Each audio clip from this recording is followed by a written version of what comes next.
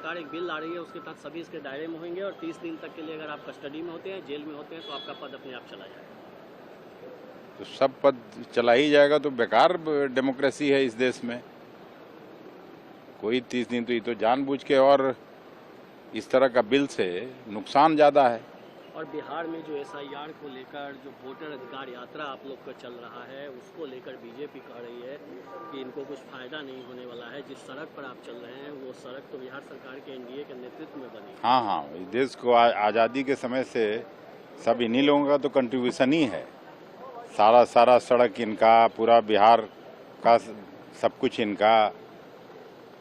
फिर गुजरात में क्या बचा है?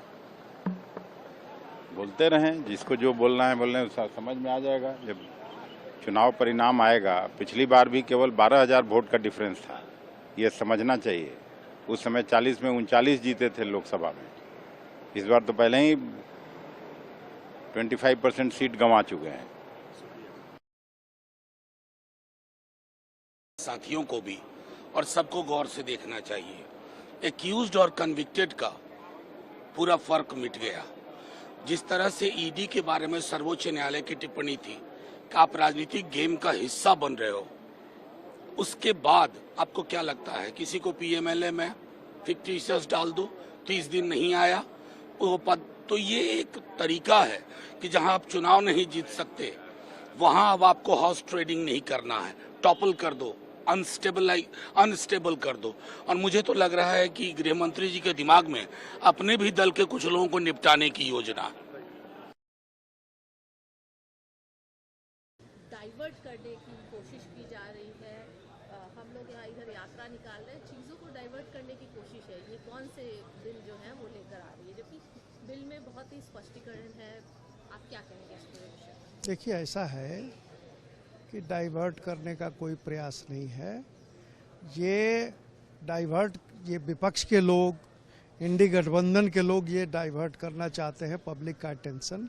इतना इम्पोर्टेंट एक डिसीजन सरकार लेने जा रही है, एक बिल लाने जा रही है, जिससे कि जो लोग जेल में रह रहे हों वो मंत्री पद में नहीं रहेंगे। 30 दिन से ज़्यादा अगर वो रह रहे हैं तो वो मंत्री पद या कोई इम्पोर्टेंट पोस्ट वो होल्ड नहीं करेंगे।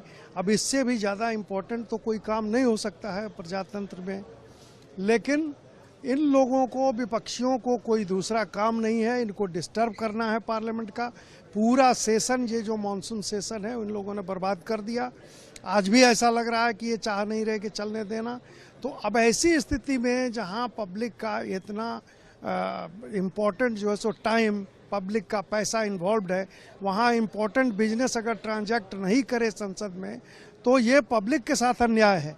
इसलिए सारे जो इम्पोर्टेंट बिल्स थे वो हम पास कर रहे हैं, वो हम करेंगे। लेकिन इसमें बहुत ही क्लियर है कि PM भी है इंक्लूडेड, CM भी है, सभी पर अगर कोई भी 30 डेज से ओवर होता है तो इसमें आखिर आपत्ति क्यों?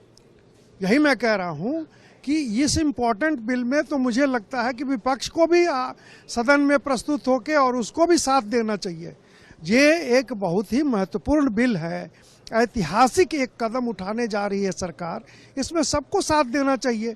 30 दिन से ज़्यादा जो भी करप्शन के केसेज में या किसी केस में जेल में रहता है, उसको कोई महत्वपूर्ण पद उसको रखने का कोई अधिकार नहीं होना चाहिए। इतने महत्वपूर्ण बिल में सबको साथ देना चाहिए।